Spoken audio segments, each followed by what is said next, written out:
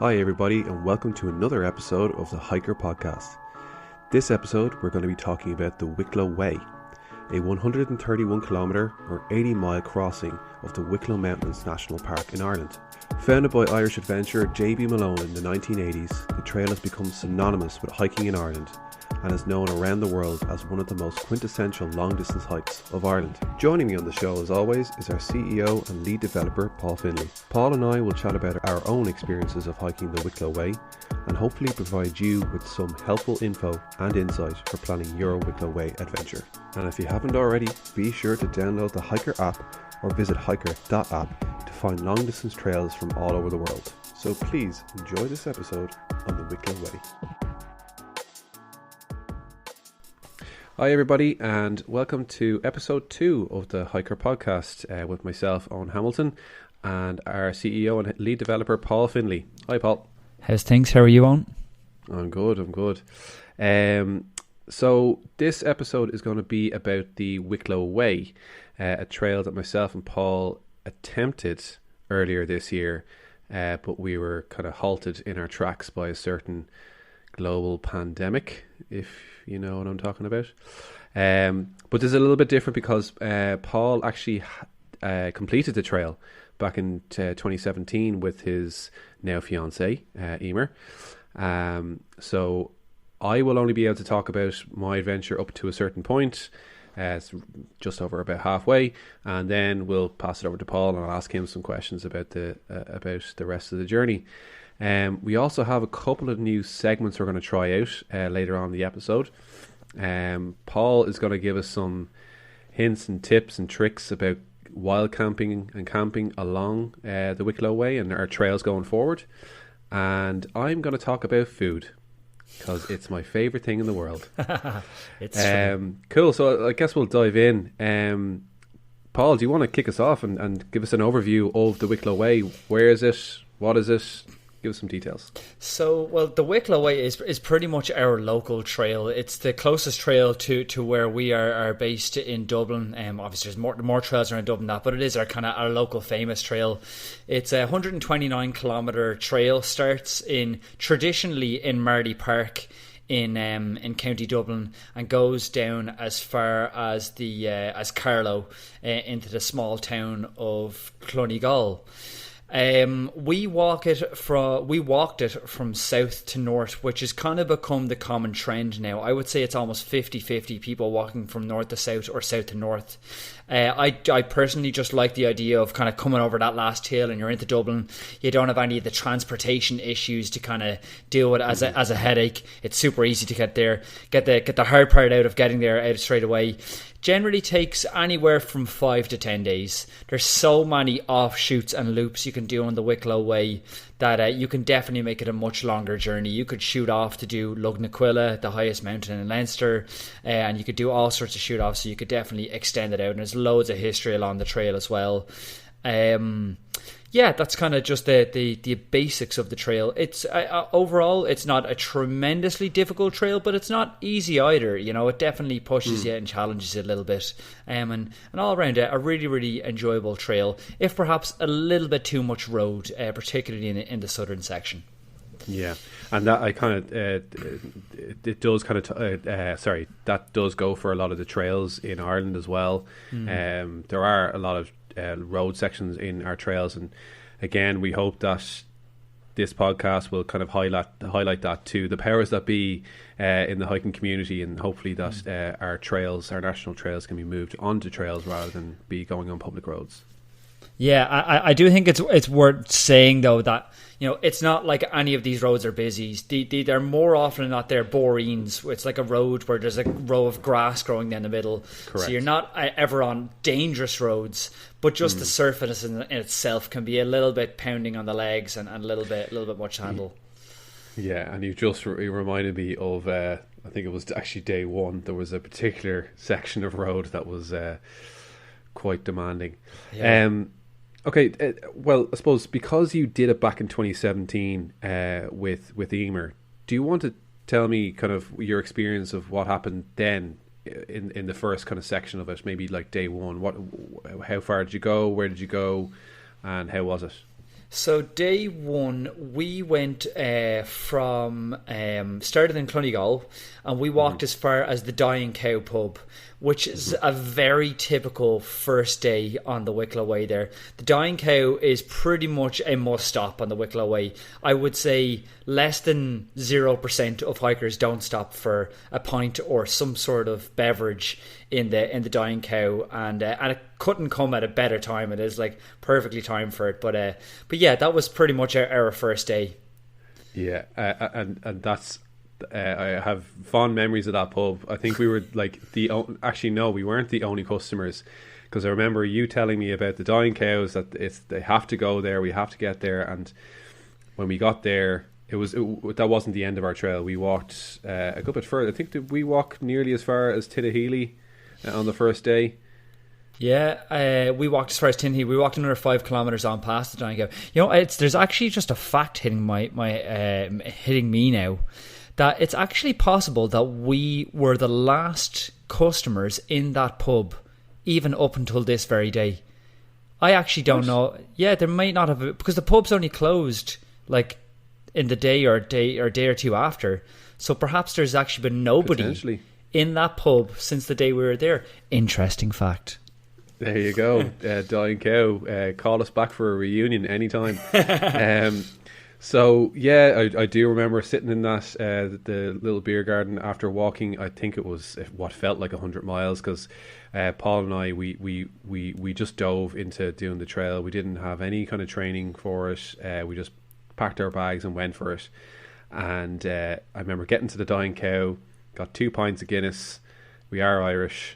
So we enjoyed the 2 and they were fantastic pints of Guinness. Really nice pints of Guinness. Very creamy. And we still had another 5 kilometres to walk after that, and it was a very enjoyable 5 kilometres after that, singing songs and no one else out on the road. That was one of the things that I noticed about it. Like I know the Wicklow Way is a very popular trail. It's probably the most popular long distance trail in Ireland. Yeah.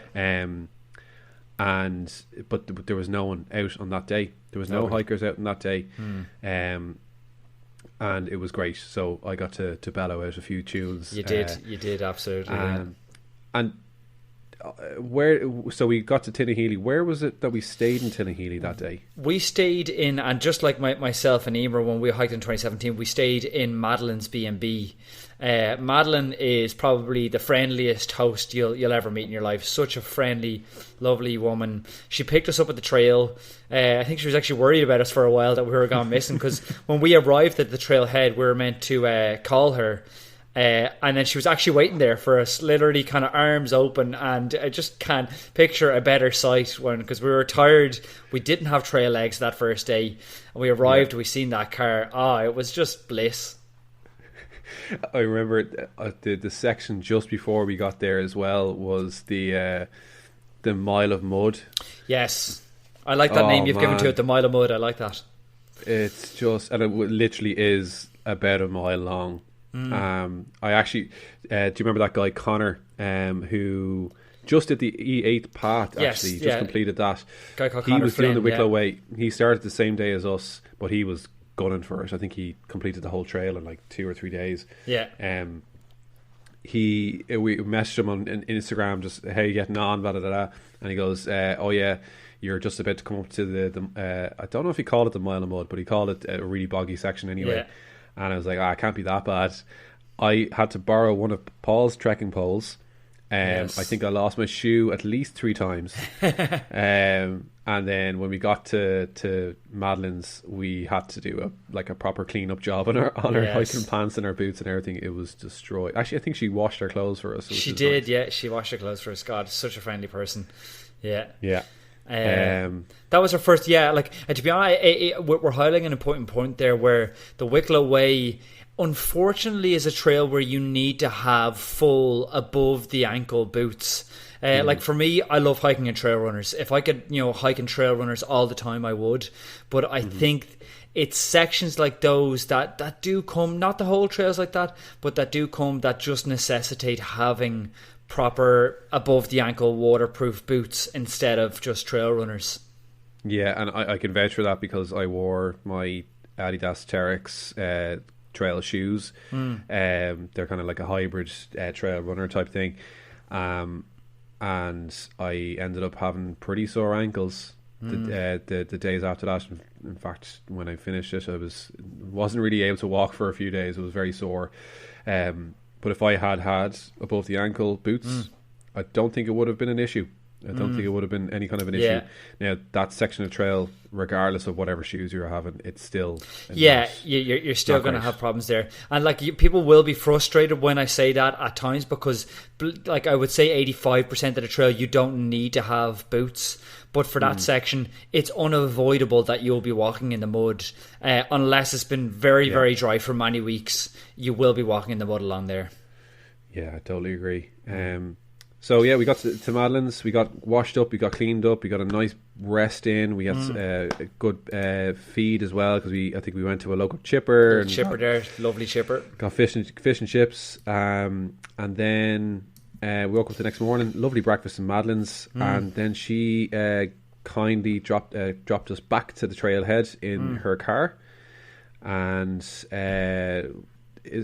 I don't know if we know the name of the mountain that we went up. Yeah, it's Cool Funchogga Hill, and it kind of wraps around to Ballycumber Hill.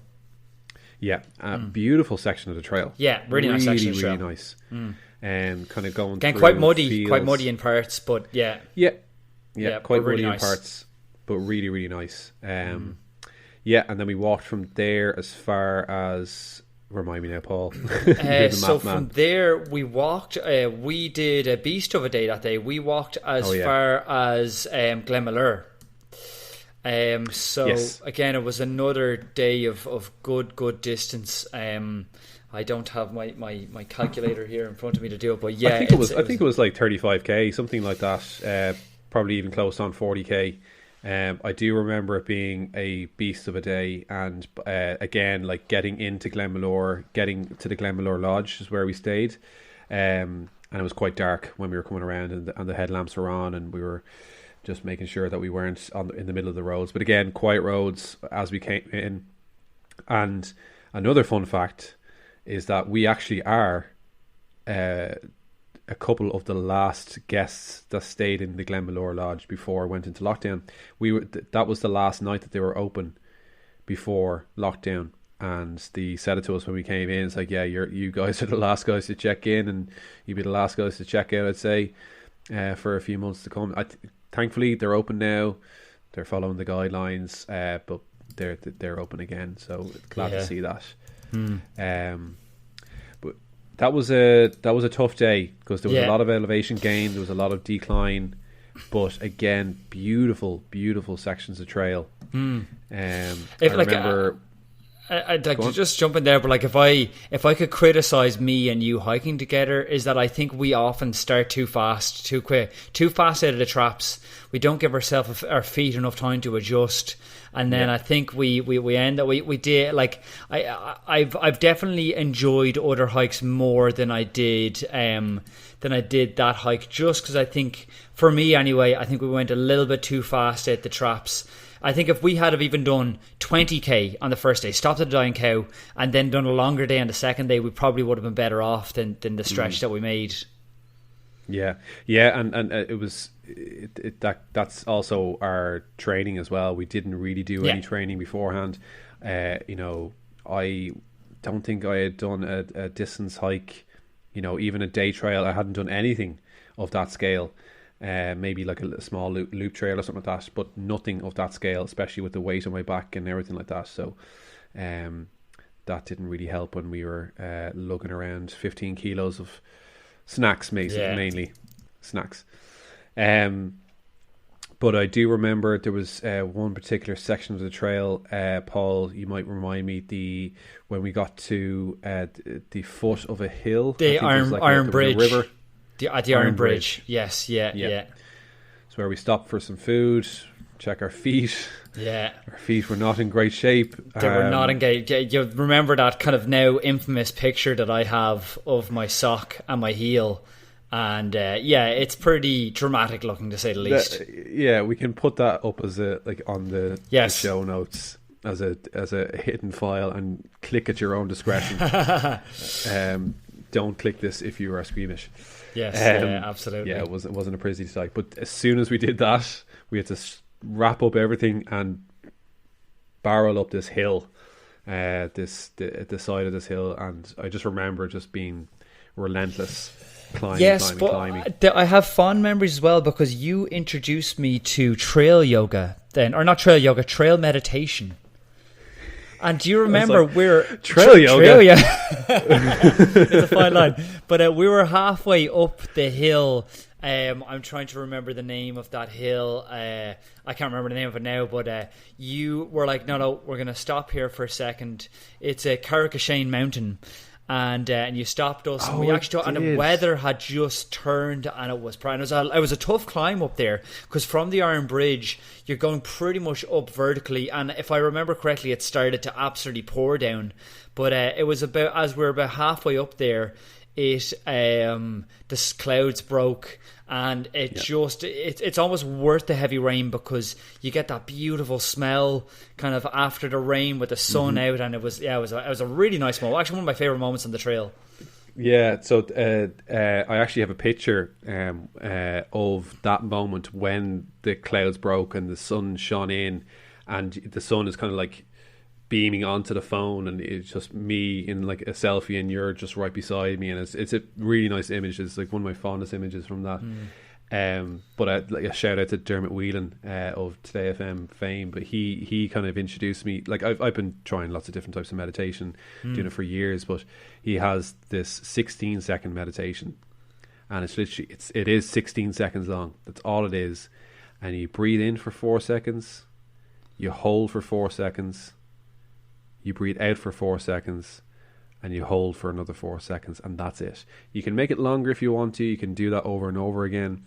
But anytime you're stressed or you feel anxiety or you're a little bit worried about something, or you're nervous, that little exercise, and honestly, that has changed my life. Like just walking into a meeting or walking in to meet somebody, or anything, that has really, really helped. I think.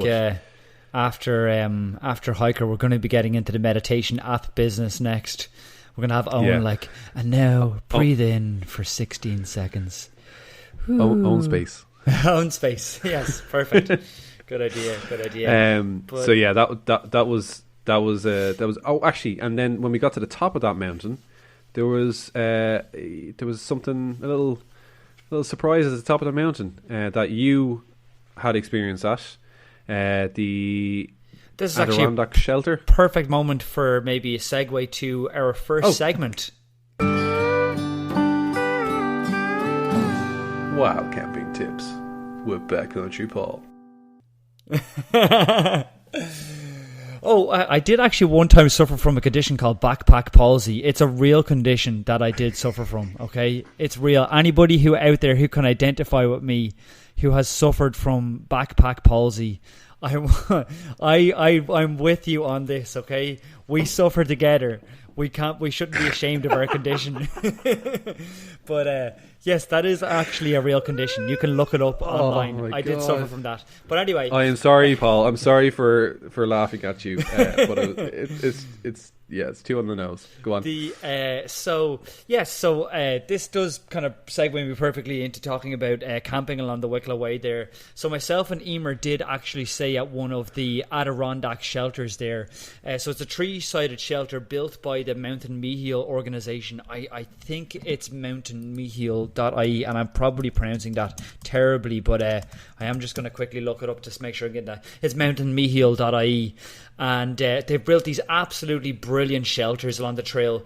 There is 3 of them in total. There's one at Carrickashane Mountain.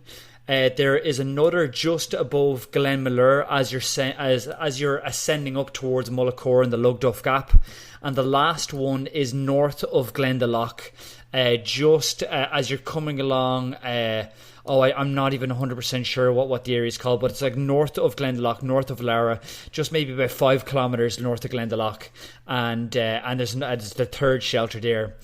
Overall, camping on the Wicklow Way, Look, camping in Ireland is always a little bit difficult, and there's always a bit of a grey area. The first rule is always leave no trace. That when you come there, pitch, set up late at night, head off at first light if you can, and a stealth camp. You're always stealth camping along there. And the next thing is do not camp in the Glendalough Valley. That's just a no-no. It's not even an unwritten rule, it's a fully written rule.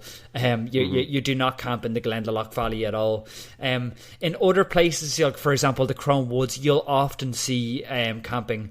Now, I'm not using this to tell anybody that you are fully legally allowed to camp anywhere. I'm definitely not saying that. What I'm saying is you'll often see other people camping there, so perhaps it could be a good location. And yeah, most other places along the way you'll find somewhere, particularly in some of the big forests.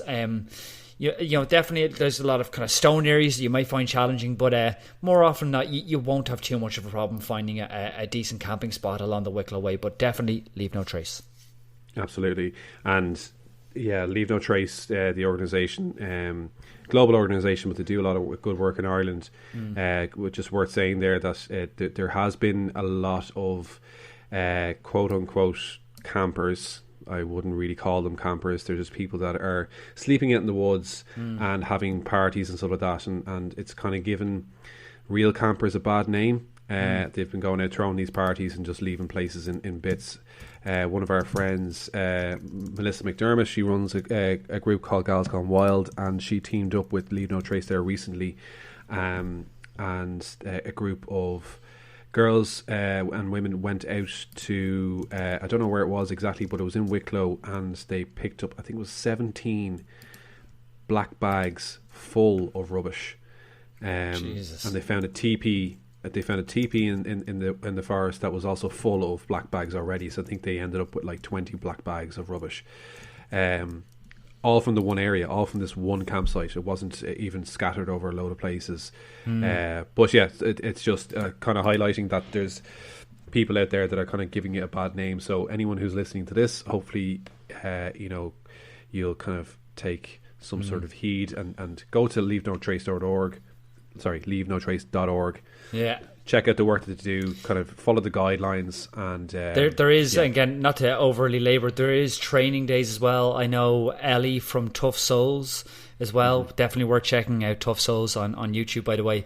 But she is, I can't remember, I think she might be an ambassador for Leave No Trace as well. So they do training days, which is definitely something we recommend anyway. But yeah, that's the kind of a quick overview of camping along the Wicklow Way. Thank you very much, Paul. That was insightful, entertaining, and I can't wait for the next one. I suppose we were kind of capping off there. We kind of arrived in Glenmalure at the end of our second day, and then we were moving on to our third day.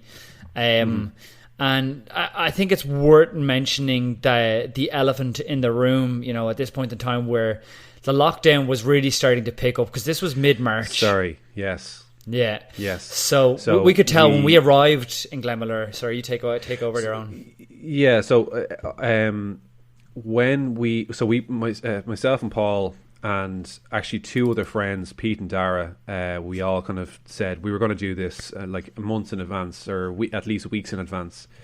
But as we were starting to get closer and closer to going, coronavirus and COVID started to spread, and it was getting closer and closer to Ireland. And I think it was the week of the week that we left that it first got into Ireland, and that Thursday, I believe, is when kind of the country were like, okay, if you can work from home.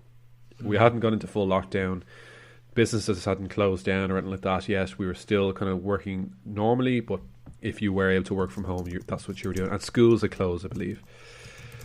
So a couple of the guys decided that they weren't going to come along, just for whatever reasons. They were a little bit anxious about it, but also I think one of them felt a little bit sick, and he was just worried that it might be that. Thankfully, it wasn't. So he's all recovered and he's fine. Paul and I decided. I actually think we decided the night before. You're like, we're doing this. We're still doing this. We've been dying to do it, and we just decided to do it. As we were doing the trail, things became more and more difficult to do. So booking into hotels or lodges or anything like that. We had a didn't bring hostel our tent. booked.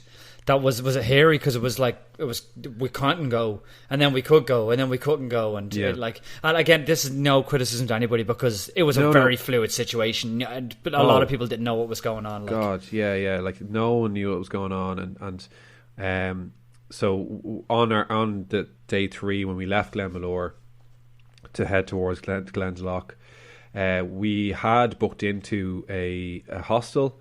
And on the way, I was just like, oh, we better check and make sure that we're still able to stay here. And when I rang them, they actually said, oh, we just assumed you weren't coming because of COVID and the pandemic. Yeah.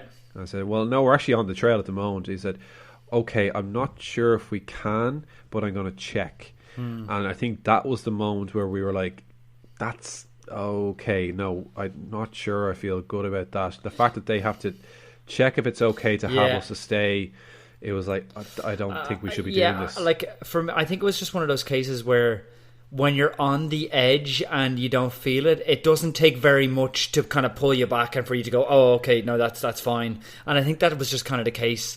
You know, we're getting text messages from family, and you're getting all the notifications coming in from news networks about what's happening, and you know the uncertainty just doesn't make for a very pleasant experience. You know. No, and like it has to be said, like that was in terms of views. Now, I'm sure, Paul, when we get to the later sections of the trail that you have experience of, you'll say otherwise. But for me, that stretch going from Glenmalure up Mullacorn to Lugduff Gap, like that was just breathtaking. Just waterfalls and mountains and forests and everything as far as you could see. It was just unbelievable.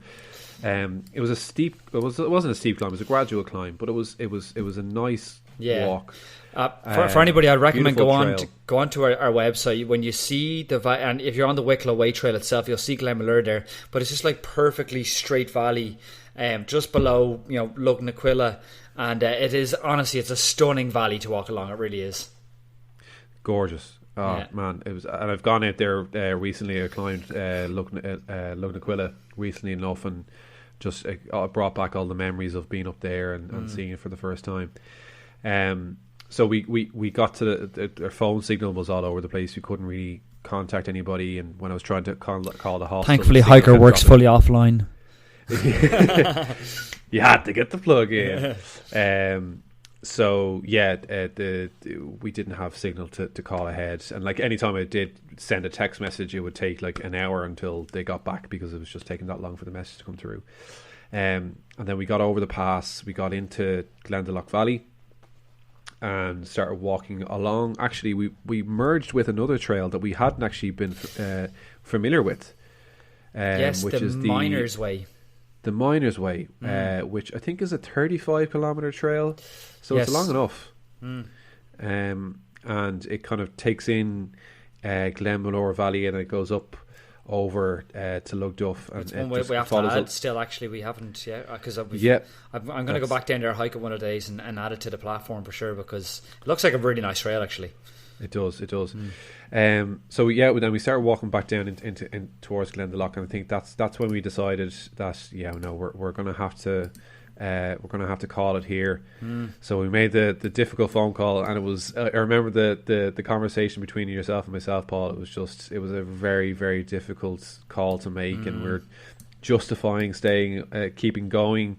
We were justifying stopping. We're having a real kind of battle with ourselves.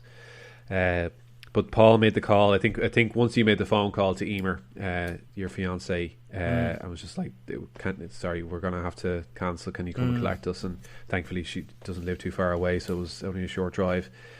She came, got us in Glendalough, and I think what actually was the icing on the cake for that decision.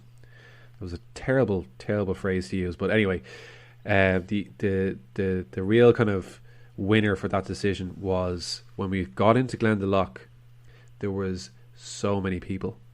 Like Glendalough was crowded with people, and we were trying to find somewhere to kind of like sit down and have a little bit of distance from everybody, but there were people that were everywhere, and it just kind of made us a little bit more anxious. And that this is not like trying to point a finger at anybody. I think people were just trying to get out of the city and they were just going to Glendalough because it is one of the most beautiful valleys in the country. And I think that just kind of was like, right, yeah, we need to go home now. Yeah, you need to get out of here. No, so it definitely felt very busy coming there. But like I don't want to take that, because I think we have just crossed, just as we're talking you through the trail, we have just crossed probably through the most beautiful part of the trail. When you come over the Lugduff Gap there, and on your way down into the Glendalough Valley, is probably the most visually stunning part of the trail, and it just comes at the perfect time as well. It really is a beautiful part. You get a view down into the lakes, you get a view across Spink and down that part of the valley. Definitely a brilliant part for anybody hiking the trail, a brilliant part to definitely do one of the alternative routes. We have an alternative route there in the app that actually brings you all the way down to the very end of the valley, and it's pretty, I don't know why it's not part of the trail. It should be, because it's absolutely perfect. You should definitely do that up along Spink, right down into the end of the valley. Okay, that includes, Spink is includes a little miners village down there and stuff like that as well. It's a very, very cool part. It's a beautiful, beautiful trail. So yeah, unfortunately that was the end of my our Wicklow Way adventure that day. We're determined to go back and just finish it off the trail, get it done in 2 days. But yeah, that was the end of that adventure. But as you said, we did stop there. We did have some really nice food, which could perfectly segue us onto our next segment, where Owen talks about food on the trail. So we're probably going to insert a soundbite here, or some sort of jingle of my food segment, and Paul wanted me to talk in French, but I can't remember a word of French from secondary school, which is like nearly 20 years ago. Mange tout. Anyway, yeah, that's a scary thought, Paul. 20 years ago. Yeah, so food. Okay, food. Where do I start? Okay, so what we had in Glendalough, I think it was like baked eggs or something like that we had. We had this incredible baked eggs mix. I don't actually know if I should go into detail about the different meals that we had, because I can't remember them, because it was all energy. Yeah. But what I will talk about is snacks. Yeah. Snacks are my favourite thing in the world. That's pretty much why I hike, is for views and snacks, basically. So what I tend to bring in my bag, I'm sorry, I'm actually kind of getting very excited about this. I'm a very simple man. When I hike, I like to have crackers, Jacob's cream crackers. If you're from Ireland, you know what they are. But Cars, or I think in the UK they might have McVitie's or something. I don't know. Just your standard cream cracker, square. Some cheese, some red cheddar cheese, and Ballymaloe relish. There's a plug for Ballymaloe. This podcast is not sponsored by Ballymaloe, but hopefully it will be at some point in the future. It's kind of a sweet tomato relish. It's sweet tomato relish, and it comes in a jar or a squeezy tube tub thing. That's me. That's my snack. I'll have that for lunch. I'll have that for breakfast. I'll have that for dinner. I'll have that any time of the day. My sweet, I suppose, that I'll have, something that I discovered when I was hiking over in the US, is trail mix, but with a twist. Oh. It's trail mix that has a mix of cashews, you've got peanuts, you've got raisins, you've got sultanas, but you also have chocolate M&Ms.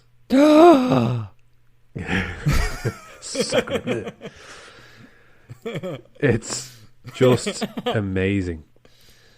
And usually when you get like a trail mix bag, you get it there's like, I don't know, some sort of salt or something like that that's put over it, and oh man, it's just so good. Like, actually, in our other episode, we were talking about the South Downs Way when we did that. When we were doing the South Downs Way with Caitlin, my daughter, I had to entice her with the trail mix because she loved it so much. It's so good. So I highly, highly recommend, if anyone's making up their own trail mix, throw some chocolate M&Ms in there, man. It's just quality. I won't go on about snacks because I can talk all day about snacks, but we'll save it for other episodes. So that's the end of my food segment. Perfect. Nice. That was very informative. There'll be more snack ideas and concepts every week. So, yes. Yeah. Okay, Paul. So that was the end of our Wicklow Way adventure this time around. But as I said, you did it before. What happens after Glendalough? So after Glendalough, we're more than likely getting to kind of the highlights section of the trail here. For somebody who wants to do a shortened version of the Wicklow Way, I think what you can do is start at Glen Malone and then head north. We actually have a version in the app. It's called like Wicklow Way 4-day or something like that. Starts in Glen Malone, heads north from there. But it really is a nice section. You're off, very little on road here. You head straight north from Glendalough. You're just below Scar Mountain, which we actually hiked together before. You pass the third Adirondack shelter, which again makes it a great place to camp. It really is. That's at the point in time where you're heading up towards Loch Dan and the very famous Loch Tay, which is otherwise known as the Guinness Lake. A very kind of touristy spot there where you can get every selfie you ever wanted to get on the Wicklow Way, and all your quintessential selfies where you will get a picture beside the Jb Malone Statue. Jb Malone is actually the creator of the Wicklow Way himself, all the way back in the 80s.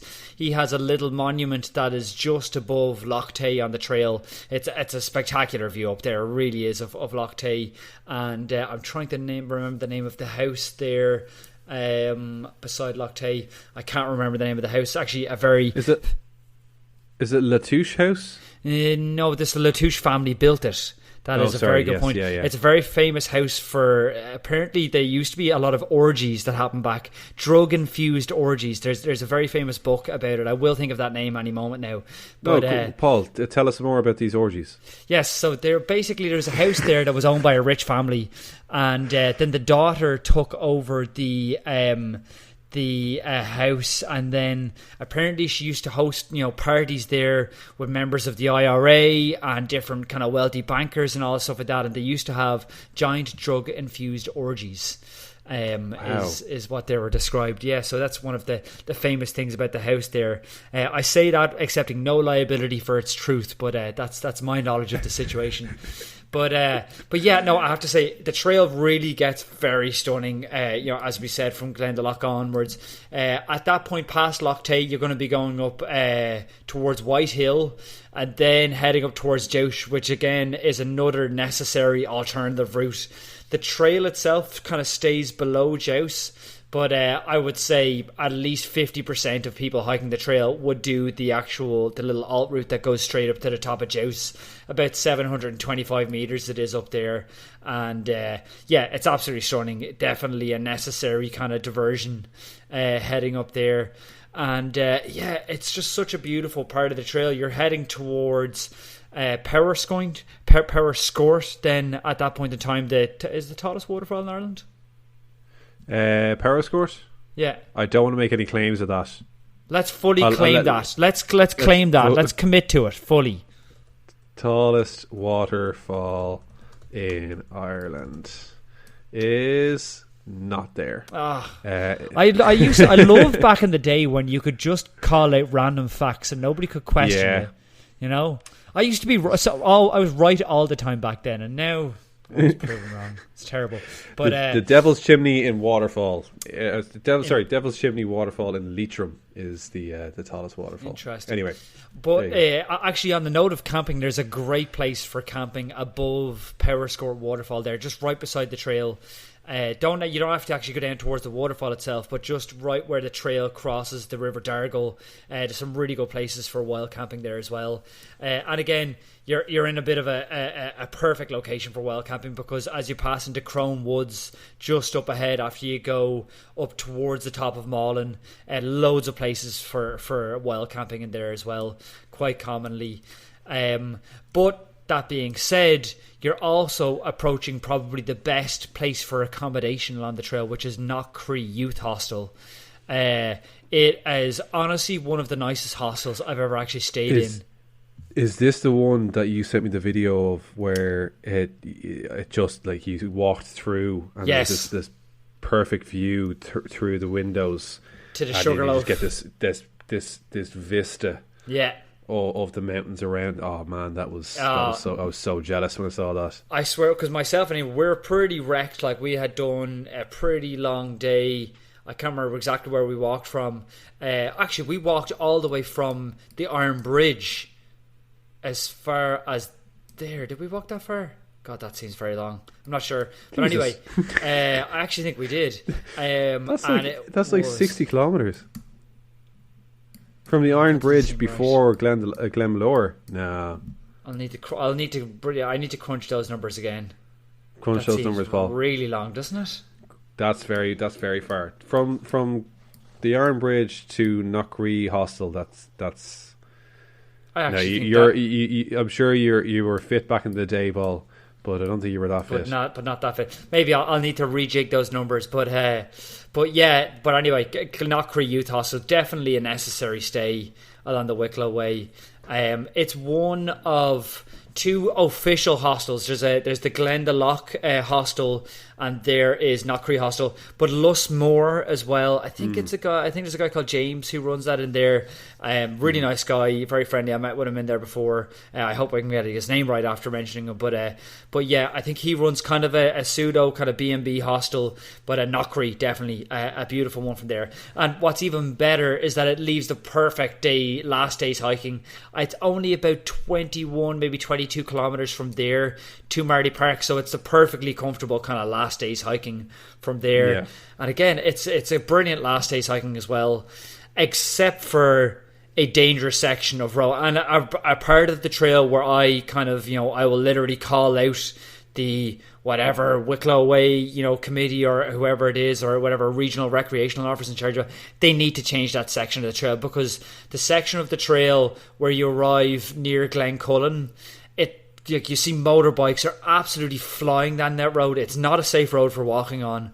So when you get to that section there, you come off a really quiet road. You have to come onto this busy road there. Just get down that section as fast as you can. I think you're on that section for about maybe 2.5 kilometres. Just bomb it down there. Get off the road, because you're coming up to one of my next favourite parts of the trail, where you go up towards the top of Two Rock and you get that excellent view of Dublin City, like absolutely stunning. Really is beautiful. Yeah, which that's where it actually joins onto the Dublin Mountains Way as well. Yes, correct. So it just continues on.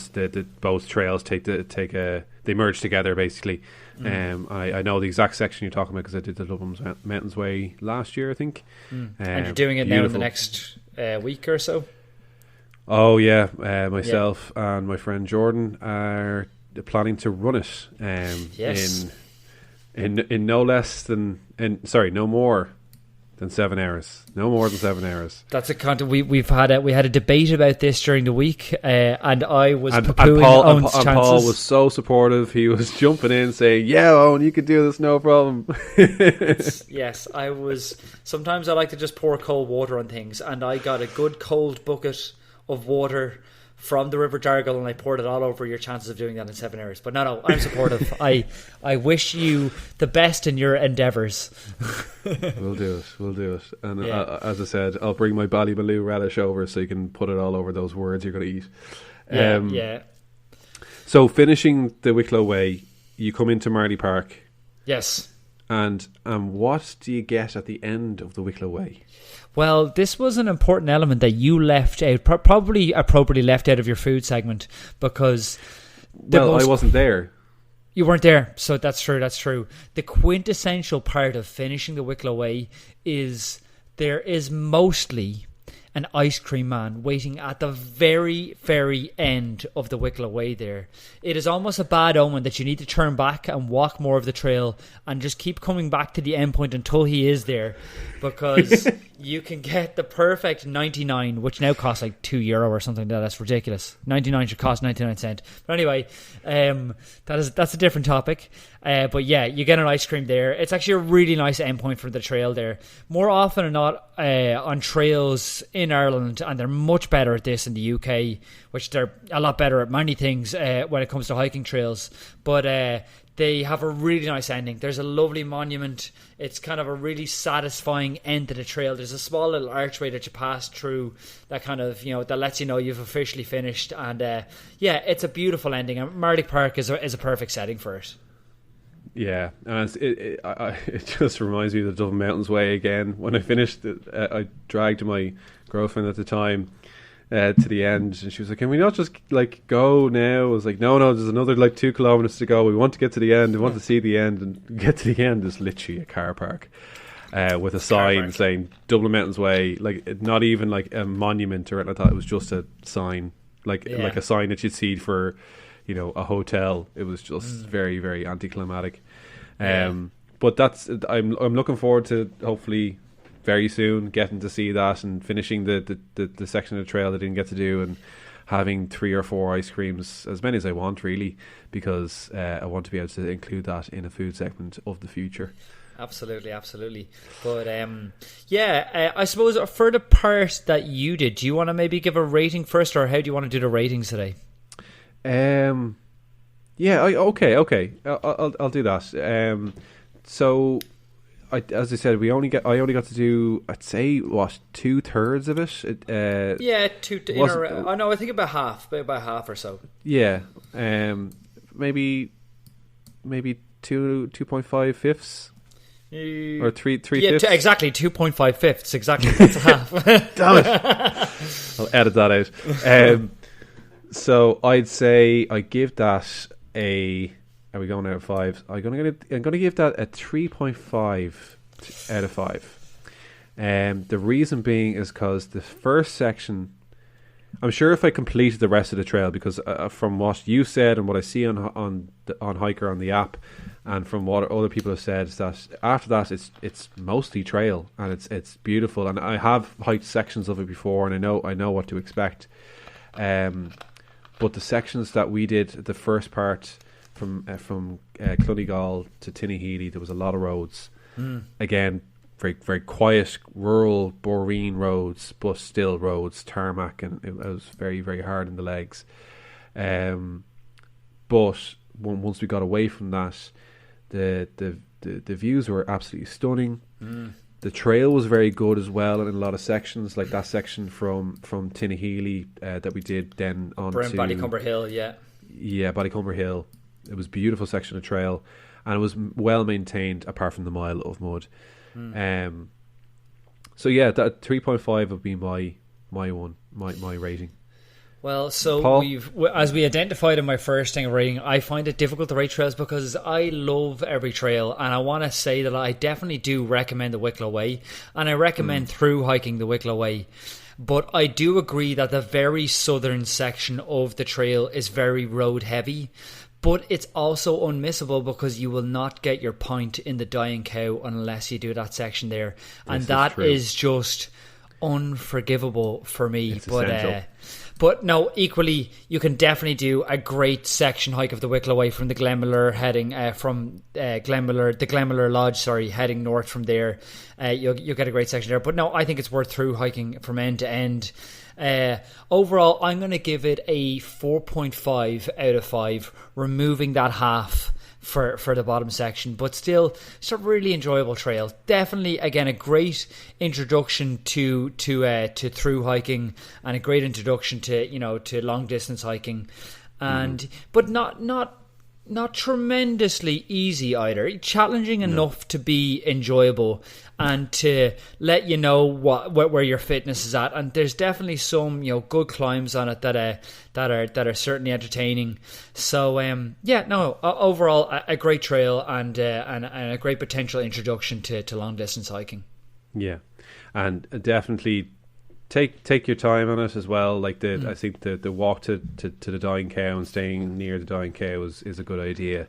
As we said, myself and Paul, we have a tendency to just try and get it done as quick as possible. I've got a hike planned in the next couple of weeks with a friend, Mel, and we're doing a Sleeboom Way, and we're planning on, like I was like, oh, let's do it in 3 days. We'll do it in 3 days, no problem. It's 81 kilometers, and you know, I could probably do it in 3 days, but I want to enjoy it. So we do it in 4 days. Nice. You do 20 kilometers, and just take your time. Take your breaks. It's just it's the right way to do it. Like you're not doing 1,000-mile trail. You're not trying to. This is the thing about hiking in Ireland and the majority of the trails in Ireland. You're not trying to, get your miles or your kilometers up in a day. You're out to hike and you're out to enjoy it. So that's the tip I'd say for doing the Wicklow Way. It's an amazing trail. Take your time.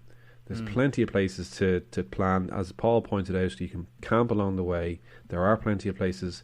There's plenty of places to stay as well. There's hotels, there's lodges. There could be more. There definitely could be more, especially on the southern section. Yeah. But it is a fantastic trail, and I hope you guys enjoy it. I think we'll leave it there, Paul. Yeah, that concludes episode 2 of the HiiKER Podcast. Yeah, really happy. Yeah. Cool. All right. Well, we will hopefully be back to you soon with the next one. That's all for now. All right. See you guys. Bye bye.